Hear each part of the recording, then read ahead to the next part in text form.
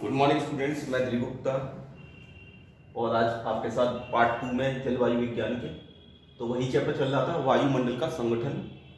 और देखिए इसमें जलवायु विज्ञान में आपका ये पार्ट 2 है। इससे पहले मैं इसके पिछले की वीडियो बना चुका हूँ कि वायुमंडल किसे कहते हैं और वायुमंडल के कौन कौन से तत्व होते हैं ना। आज हम वायुमंडल में जो गैसों की परतें पाई जाती हैं उनके बारे में अध्ययन करेंगे। देखिए आज का वीडियो बहुत ही महत्वपूर्ण है क्योंकि ये परीक्षा की दृष्टि से काफ़ी महत्वपूर्ण है और इसको अक्सर पूछा जाता है ना पेपर में, और काफ़ी पूछा जाता है।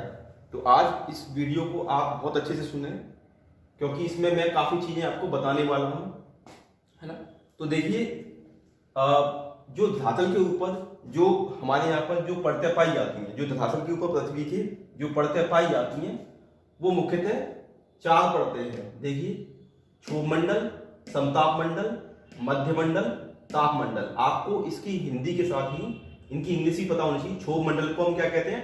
ट्रोपोस्फियर भी कहते हैं, ट्रोपोस्फियर कहते हैं। समतापमंडल को स्ट्रेटोस्फियर कहते हैं, मध्यमंडल को मेसोस्फियर कहते हैं और तापमंडल को थर्मोस्फियर कहते हैं। ठीक है, तो देखिए मैंने यहाँ पर एक चित्र बना रखा है। इस चित्र में देखिए मैंने काफी सारी चीजें बना रखी हैं। क्षोभमंडल है देखिए सबसे पहले, है ना। उसके बाद क्षोभ सीमा है, फिर समताप मंडल है, फिर समताप सीमा है, फिर मध्यमंडल है, फिर मध्य सीमा है, फिर तापमंडल है ना। तो इस प्रकार से देखिए कई सारी जो है परतें हमारे वायुमंडल में गैसों की पाई जाती हैं। तो सबसे नीचे वाली जो परत पाई जाती है उस सबसे नीचे की परत को कहते हैं हम क्षोभमंडल या ट्रोपोस्फियर, है ना। तो देखिए ये परत है क्षोभमंडल की सबसे नीचे धरातल पर पाई जाती है ना। और इसका जो क्षोभमंडल नामकरण है ये किया था टीजरेंस डी बर्ट ने, है ना। टीजरेंस डी बर्ट ने इस परत का नाम क्षोभमंडल किया था, है ना। ये देखिए बहुत ही महत्वपूर्ण परत है, काफी इंपॉर्टेंट परत है क्योंकि धरातल के सबसे पहले नजदीक यही परत है जिसमें हम लोग निवास करते हैं, है ना। जिसमें मानव, समस्त जंतु, पेड़ पौधे, है ना, जो है इसी परत में हम रह रहे हैं। इसलिए इस मंडल के क्रियाकलापों का मानव के ऊपर, जंतुओं के ऊपर, यहाँ की वनस्पतियों पर, वनस्पतियों में पेड़ पौधे सभी, है ना, तो इन सब पर इसका प्रभाव पड़ता है ना। ये बहुत ही इसलिए काफी इंपॉर्टेंट परत है ना। देखिए क्षोभ का ट्रोपोस का मतलब होता है मिक्सचर। अगर ट्रोपोस को हम अलग करें, ट्रोपोस का मतलब होता है मिक्सचर, है ना। इसे मिश्रित मंडल भी कहते हैं। स्फीयर माने होता है मंडल, है ना, तो इसको मिश्रित मंडल भी कहते हैं और इसे एक दूसरे नाम से भी बुलाते हैं क्षोभ मंडल को, टर्बुलेंट जोन, है ना। टर्बुलेंट मतलब क्या है? विक्षोभ मंडल, है ना। विक्षोभ मंडल क्यों कहते हैं? क्योंकि मौसम की सारी घटनाएं जो हैं वो इसी मंडल में होती हैं। मौसम की जितनी भी घटनाएं हैं वो सभी इसी मंडल में होती हैं, चाहे वो कोहरा हो, बारिश हो, तूफान हो, है ना, बादल हो, है ना, और ओलावृष्टि हो, है ना। जितनी भी घटनाएं होती हैं वायुमंडल की, हरिकेन, टॉर्नेडो, टाइफून, है ना, और बादलों की गरज, वो सभी इसी मंडल में होती हैं। और इस वजह से होने से इस मंडल में क्या होता है? विक्षोभ उत्पन्न हो जाता है। इसी वजह से इस मंडल को हम क्या कहते हैं? क्षोभ मंडल कहते हैं या इसे परिवर्तन मंडल भी कहते हैं क्योंकि इसमें सारे परिवर्तन ये मौसम के जो है वो इसी मंडल में, क्षोभ मंडल में घटित होते हैं। और धरातल के सबसे समीप भी यही परत है, देख लीजिए आप, सबसे नीचे यही वाली परत है, इसलिए इसको टर्बुलेंट जोन भी कहते हैं या विक्षोभ मंडल भी कहते हैं ना। जीवधारियों की दृष्टि से भी ये इंपॉर्टेंट है। देखिए इस क्षोभ मंडल को 2 परतों में विभाजित किया गया है। क्षोभ मंडल को एक निचला क्षोभ मंडल, एक ऊपरी क्षोभ मंडल, है ना। ऐसा क्यों किया गया है बताऊंगा मैं आपको। देखिए निचला क्षोभ मंडल है वो धरातल से 2 से 3 किलोमीटर की ऊंचाई तक पाया जाता है। इसे घर्षण परत भी कहते हैं। देखिए मेरी वीडियो को बहुत ध्यान से सुनना क्योंकि अगर आपको इनको अच्छे से समझना है तो आपको मुझे ये वीडियो मेरी आपको सुननी पड़ेगी क्योंकि बुक्स में इतना आपको नहीं मिलता है ना। तो देखिए क्षोभ मंडल में क्या है, इसे 2 परतों में डिवाइड किया गया है। पहली परत है और दूसरी परत है। पहली परत को हम क्या कहते हैं? घर्षण परत भी कहते हैं क्योंकि इस मंडल में धरातल के समीप की वायु पाई जाती है और जो इस वायु का धरातल से अधिक रूप से अधिकतया जो है घर्षण होता है क्योंकि जितनी भी धरातल पर संरचनाएं हैं वो धरातल के समीप पाई जाती हैं। इसलिए धरातल के निकट वाली वायु जो है वो उसका घर्षण इस मंडल में ज्यादा होता है। इसी वजह से इसको क्या कहते हैं? हम घर्षण परत कहते हैं। फिर घर्षण परत के ऊपर एक परत और होती है ना, जिसे ऊपरी परत कहते हैं। ये थोड़ी घर्षण परत से ऊपर होती है ना। इस पर इतना घर्षण का प्रभाव नहीं पड़ता है क्योंकि धरातल से ये ऊंचाई पर होती है, तो हवा को ज्यादा घर्षण का प्रभाव यहाँ पे नहीं पड़ता है ना। तो ये परत काफी इंपॉर्टेंट है। देखिए मगर ये जो घर्षण परत के ऊपर वाली दूसरी परत है, उस परत में जो है टाइफून या चक्रवात आने पर थोड़ा बहुत प्रभावित होती है ना। देखिए क्षोभ मंडल की कुछ विशेषताएं भी है ना। मैंने कहा ना आपको काफी सारी चीजें बताऊंगा मैं आपको। क्षोभ मंडल की सबसे बड़ी विशेषता ये है कि यदि हम क्षोभ मंडल में 1000 मीटर की ऊंचाई पर जाते हैं तो प्रति 1000 मीटर ऊंचाई पर जाने पर 6.5 डिग्री सेंटीग्रेड तापमान की कमी आती है। यानी अगर हमें 1000 मीटर की ऊंचाई पर जाएं तो तापमान में 6.5 डिग्री सेंटीग्रेड की गिरावट आएगी, तापमान में 6.5 डिग्री सेंटीग्रेड की कमी आएगी, है ना। तो इस वजह से क्या होता है और इसको कहते क्या है, देखिए इसे हम कहते हैं तापमान की सामान्य पतन दर कहते हैं। पतन मतलब होता है गिरना, है ना। तो तापमान की ये पतन हो रहा है ना, तापमान की कमी आ रही है, तापमान में गिरावट हो रही है ना, तो इसी को हम कहते हैं तापमान की सामान्य पतन दर, है ना। नॉर्मल टेम्परेचर लैप्स रेट कहते हैं इसको इंग्लिश में, क्या कहते हैं, नॉर्मल टेम्परेचर लैप्स रेट, है ना। तो 6.5 डिग्री सेंटीग्रेड प्रति 1000 किलोमीटर, वो 1000 मीटर पर होती है, यानी प्रति किलोमीटर 6.5 डिग्री सेंटीग्रेड की इस क्षोभ मंडल में तापमान में कमी आती है ना। अब देखिए इस क्षोभ मंडल के ऊपर भी एक परत है, परंतु इससे पहले कुछ और बात है क्षोभ मंडल के बारे में। क्षोभ मंडल की देखिए सबसे बड़ी इंपॉर्टेंट विशेषता ये होती है कि ये परत जो है वो भूमध्य रेखा के समीप काफी ऊंचाई पर पाई जाती है, लगभग 16 किलोमीटर की ऊंचाई तक पाई जाती है। परंतु ध्रुवों पर जाने पर इसकी ऊंचाई जो है कम होती जाती है और लगभग 6 किलोमीटर की ऊंचाई से 6 से 8 किलोमीटर की ऊंचाई के बीच ये क्षोभ मंडल की परत जो है पाई जाती है। यानी ध्रुवों पर ऊंचाई अधिक होती है और ध्रुवों पर भूमध्य रेखा पर ऊंचाई अधिक होती है और ध्रुवों पर जो ऊंचाई है वो जो है वो कम होती जाती है ना। तो इस परत में क्या है, मौसम के बदलाव के साथ भी जो है परिवर्तन आता रहता है इसकी ऊंचाई में, है ना। कैसे आता रहता है, देखिए गर्मियों में क्या है, क्षोभ मंडल की ऊंचाई ध्रुवों पर थोड़ी ऊंची हो जाती है और भूमध्य रेखा पर भी थोड़ी ऊंची हो जाती है, परंतु शीतकाल में क्या होता है, थोड़ी नीची आ जाती है परत, है ना। तो इसकी वैसे से मौसमी ये उतार चढ़ाव होता रहता है इसकी ऊंचाई में, इस परत की में। देखिए इस परत के ऊपर एक बहुत ही महत्वपूर्ण परत पाई जाती है जिसको हम क्षोभ सीमा कहते हैं ना। इसको इंग्लिश में कहते हैं ट्रोपोपॉज। क्षोभ सीमा को हम क्या कहते हैं, ट्रोपोपॉज। ट्रोपोपॉज, है ना। पॉज का मतलब होता है रुकना, है ना। ट्रोपोपॉज मतलब इस क्षोभ मंडल में जो तापमान प्रति 1000 मीटर पर 6.5 डिग्री सेंटीग्रेड यानी प्रति 1 किलोमीटर पर 6.5 डिग्री सेंटीग्रेड की दर से गिर रहा था, वो क्षोभ सीमा तक पहुंचते पहुंचते रुक जाता है और क्षोभ सीमा पर जाकर के तापमान जो है कम हो जाता है, वो गिरना बंद हो जाता है। देखिए आपको बता दूं मैं, क्षोभ मंडल की ऊंचाई सर्वाधिक भूमध्य रेखा पर होती है ना, और सबसे कम ध्रुवों पर होती है, यानी कि एक ढलान लिए हुए होती है ये परत, यानी भूमध्य रेखा पर ऊंची और ध्रुवों की तरफ नीची, यानी कि भूमध्य रेखा से ध्रुवों की तरफ में एक ढलान पाया जाता है और इसके ऊपर क्षोभ सीमा वाली परत पाई जाती है। ये क्षोभ सीमा यानी ट्रोपोपॉज की ऊंचाई धरातल से लगभग इसी परत के जस्ट ऊपर 17 किलोमीटर की ऊंचाई तक पाई जाती है और ध्रुवों पर इसकी ऊंचाई जो है 7 से 9 किलोमीटर के बीच में पाई जाती है, यानी इसी परत के ठीक ऊपर पाई जाती है। यह भी मौसमी परिवर्तन के साथ क्षोभ सीमा में ऊंचाई में भी परिवर्तन आता रहता है। आमतौर पर यह परत जो है इस परत के ऊपर पाई जाती है और अमूमन ये 1 से 1.5 किलोमीटर मोटी परत होती है जो इसके ऊपर पाई जाती है ना। देखिए क्षोभ मंडल की जो है भूमध्य रेखा पर तापमान जो काफी कम होता है ना। क्षोभ सीमा मतलब क्षोभ मंडल पर क्या होता है, भूमध्य रेखा पर तापमान -70 डिग्री सेंटीग्रेड पाया जाता है।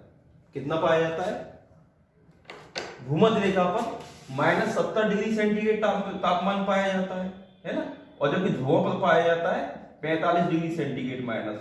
तो आप कहोगे कि सर ये भूमध्य रेखा पर तो तापमान -70 डिग्री सेंटीग्रेड है और ध्रुवों पर -45 डिग्री सेंटीग्रेड है, तो ध्रुवों पर तापमान ज्यादा कम होना चाहिए क्योंकि ध्रुवों पर तो 12 महीने बर्फ जमी रहती है। तो इसका कारण देखिए स्टूडेंट्स ये है कि ये जो परत है भूमध्य रेखा पर अधिक ऊंचाई पर पाई जाती है। तो मैंने आपको बताया था कि ऊंचाई पर जाने पर तापमान में कमी आती है, इसी वजह से इस परत में जो है भूमध्य रेखा पर ऊंचाई ज्यादा होती है, 17 किलोमीटर होती है, जबकि यहाँ पर 6 से 8 किलोमीटर होती है। इसी वजह से तापमान में यहाँ कम गिरावट आती है, जबकि यहाँ -70 डिग्री सेंटीग्रेड की गिरावट आ जाती है। तो यही इस परत की सबसे महत्वपूर्ण विशेषता है।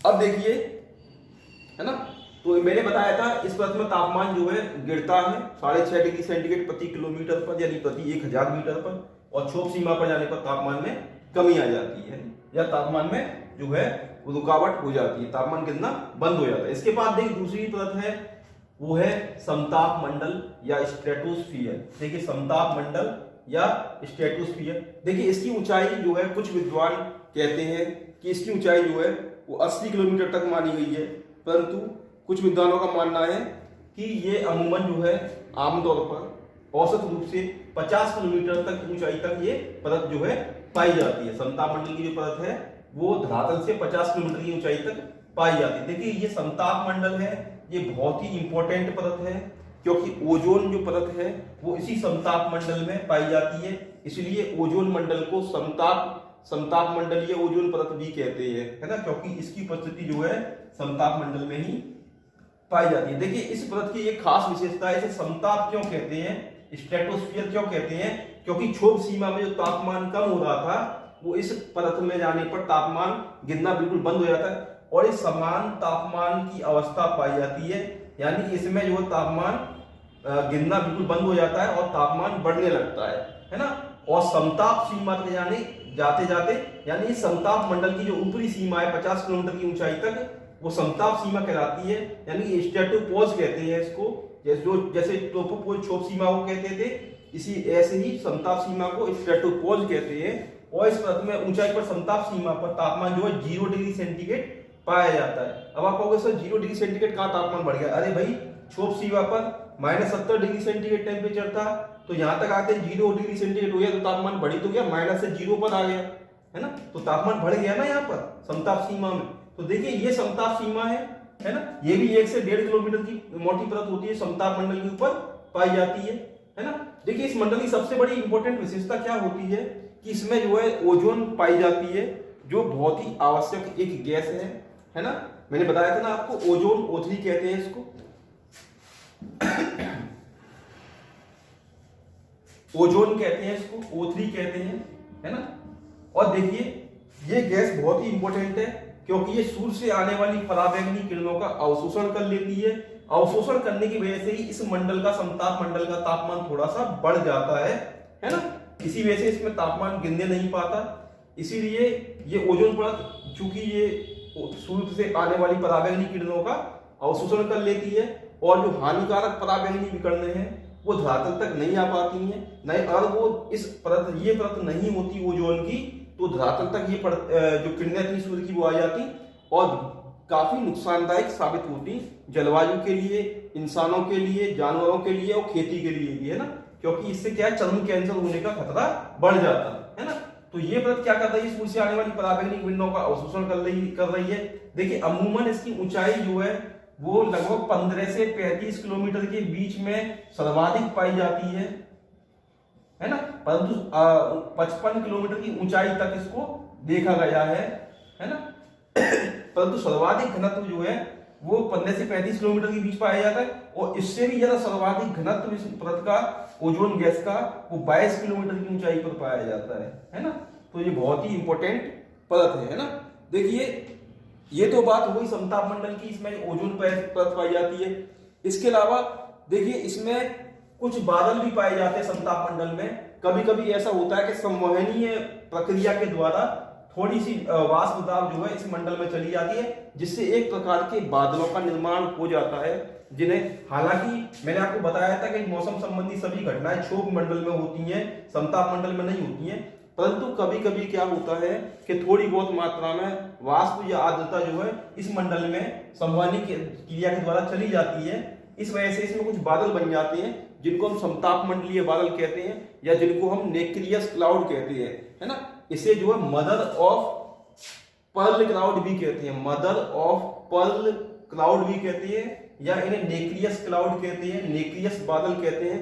वो इस समताप मंडल में ही पाए जाते हैं, और ओजोन परत भी इसी मंडल में पाई जाती है ना। तो इसमें जो है तापमान जो है 0 डिग्री सेंटीग्रेड तक पहुंच जाता है, समताप सीमा तक, है ना। तो तापमान जो है बढ़ जाता है। इसके बाद जो तीसरी परत है वो है आपकी मध्यमंडल, है ना। देखिए मध्यमंडल क्या होता है, मध्यमंडल जो है ये आपकी पाई जाती है लगभग 80 किलोमीटर की ऊंचाई तक, 50 से लेके 80 किलोमीटर के मध्य जो परत पाई जाती है इसको हम मध्यमंडल कहते हैं। इस परत में ऊपर जाने पर तापमान में फिर से गिरावट आने लगती है और इस परत में ऊपर जाने पर तापमान जो है -100 डिग्री सेंटीग्रेड तक मिलता है। ऊपरी मध्य सीमा तक जाकर के तापमान जो -100 डिग्री तक टेम्परेचर जो है पहुंच जाता है। मेसोपॉज भी वैसी ही परत है 1 से 1.5 किलोमीटर की। देखिए ये जो आपकी क्षोभ सीमा है, समताप सीमा है, मध्य सीमा है, ये क्षोभ मंडल और समताप मंडल के मध्य की संक्रमण सीमा है क्षोभ सीमा। ऐसे ही समताप मंडल मध्य मंडल के बीच की समताप सीमा जो है ये भी एक संक्रमण सीमा है। ऐसी ताप मंडल और मध्य मंडल के बीच में मध्य मेसोपॉज या मध्य सीमा ये भी एक क्या है संक्रमण, जहां दो मंडल आपस में मिलते हैं उनके बीच की एक पतली सी है मिश्रण रेखा है ना। इसी वजह से इसको हम क्षोभ सीमा, समताप सीमा या मेसोपॉज या मध्य सीमा कह रहे हैं ना। तो देखिए इस मंडल में जाने पर क्या होता था, तापमान फिर से घटने लगता है ना। देखिए इस मंडल में भी कभी कभी क्या होता है नॉक्टिल्यूसेंट बादल पाए जाते हैं, है ना। इसमें भी कभी कभी क्या होता है कि उल्का धूल की वजह से या कभी जो सम्मानित क्रिया की वजह से थोड़ी बहुत वाष्प चली जाती है, जिससे इस परत में भी मध्यमंडल में भी क्या होता है बादल बन जाते हैं, उनको नेक्टिल्यूसेंट बादल हम कहते हैं, है ना। इसके बाद सबसे ऊपरी परत है वो है तापमंडल है ना। इसे तापमंडल इसलिए कहते हैं क्योंकि इस परत में जाने पर जो है तापमान जो ऊंचाई के साथ तेजी से बढ़ने लगता है ना। परंतु सबसे इंपॉर्टेंट बात यह है कि तापमंडल में हम जब जाते हैं तो यहाँ पे वायुमंडलीय घनत्व कम हो जाता है, क्योंकि यहाँ पर गैसों की जो विरलता है वो अधिक हो जाती है, यानी गैसों का जो घनत्व है वो बहुत कम हो जाता है। यानी इतनी ऊंचाई पर जाने पर जो हल्की गैसें हैं वही मिलती हैं और भारी गैसें धरातल के समीप रह जाती हैं। इस वजह से इस मंडल में अगर ताप काफी बढ़ भी जाता है तो उसका कोई फर्क नहीं पड़ता है। मैं बताऊंगा आपको कैसे। सबसे पहले तो ताप मंडल को हम दो मंडलों में डिवाइड करते हैं, एक है आयन मंडल और दूसरा है आपका आयतन मंडल। देखिए आयन मंडल है ये लगभग इसकी ऊंचाई 80 से 640 किलोमीटर के बीच में है। आयन मंडल है 80 से 640 किलोमीटर की ऊंचाई के बीच में पाया जाता है ना। देखिए आयन मंडल बहुत ही महत्वपूर्ण परत है। अगर ये आयन मंडल ना होता तो धरातल पर जो है दूरसंचार संभव नहीं हो पाता, है ना, क्योंकि दूरसंचार के लिए रेडियो तरंगें या सूक्ष्म तरंगों की जो है वो वापसी जरूरी है और इसी आयन मंडल से ही रेडियो तरंगें टकरा करके वापस धरातल पर लौट के आती हैं, जिसकी वजह से संचार जो संभव हो पाता है ना। तो इस आयन मंडल में भी देखिए 3-4 परतें पाई जाती हैं, डी परत, ई परत, एफ परत और जी परत, है ना। देखिए इसमें सबसे इंपॉर्टेंट जो परत पाई जाती है एफ परत पाई जाती है, क्योंकि यही उच्च आवृत्ति वाली रेडियो तरंगों को धरातल पर वापस भेजती है, जिसकी वजह से संचार जो है संभव हो पाता है ना। इसके बाद 640 किलोमीटर से लेकर 10,000 किलोमीटर की ऊंचाई तक आपका आयतन मंडल पाया जाता है, जिसे बाह्य मंडल भी कहते हैं, है ना। इस मंडल में जाने पर जो है हाइड्रोजन गैस की अधिकता मिलती है, हीलियम, और सबसे ऊपर हाइड्रोजन गैस की अधिकता मिलती है। तो ये बहुत ही हल्की गैसें हैं और इस मंडल में तापमान बहुत अधिक होता है। लगभग इसमें तापमान बताऊं आपको मैं कितना होता है, लगभग 5000 डिग्री सेंटीग्रेड से भी अधिक होता है, परंतु वो हमें महसूस नहीं होता। यानी कि हम इस मंडल में जाकर के अपना हाथ बाहर निकालें और तापमान को महसूस करने की कोशिश करें 5500 डिग्री सेंटीग्रेड तापमान तक, तब भी हमको महसूस नहीं होगा, क्योंकि तापमान अधिक तो है परंतु हमें गर्मी महसूस नहीं होगी। इसका मुख्य कारण ये है क्योंकि वहां पर माध्यम का अभाव है, क्योंकि यहाँ पर क्या है हमारी चारों तरफ वायु है, तो तापमान के संपर्क में आने पर वायु गर्म हो जाती है जो हमें टच करती है, तो हमें फील हो जाता है तापमान, है ना। परंतु यहाँ पर किसी भी प्रकार का वायुमंडल का अभाव है, केवल हाइड्रोजन गैस की अधिकता है यहाँ पर, है ना, तो हमें तापमान फील ही नहीं होता है। तो ये देखिए आयन मंडल है, फिर इसके ऊपर जो है आयतन मंडल है यानी बाह्य मंडल है, और इसके ऊपर फिर अनंत अंतरिक्ष का विस्तार पाया जाता है ना, अनंत अंतरिक्ष का विस्तार पाया जाता है। देखिए इसकी एक सबसे महत्वपूर्ण विशेषता ये है आयतन मंडल की कि ध्रुवों पर हमें कुछ चुंबकीय प्रकाश दिखाई देते हैं, है ना, जिनको हम ऑरोरा ऑस्ट्रेलियस और ऑरोरा बोरेलियस कहते हैं। सूर्य से निकली चुंबकीय किरणें जब धरातलीय चुंबकीय किरणों से टकराती हैं ध्रुवों के पास, तो वो चमकीला प्रकाश उत्पन्न करती हैं, जिनको ऑरोरा ऑस्ट्रेलियस और ऑरोरा बोदेलियस कहते हैं ना। तो देखिए जो औरोरा बोरेलियस होता है वो उत्तरी गोलार्ध में उत्तरी ध्रुव पर दिखाई देती हैं। ये चमकीली किरणें होती हैं, लाल हरी और मतलब हरी गुलाबी लाल है ना, नीली चमकती हुई दिखाई देती है, जैसे आतिशबाजी हो रही हो।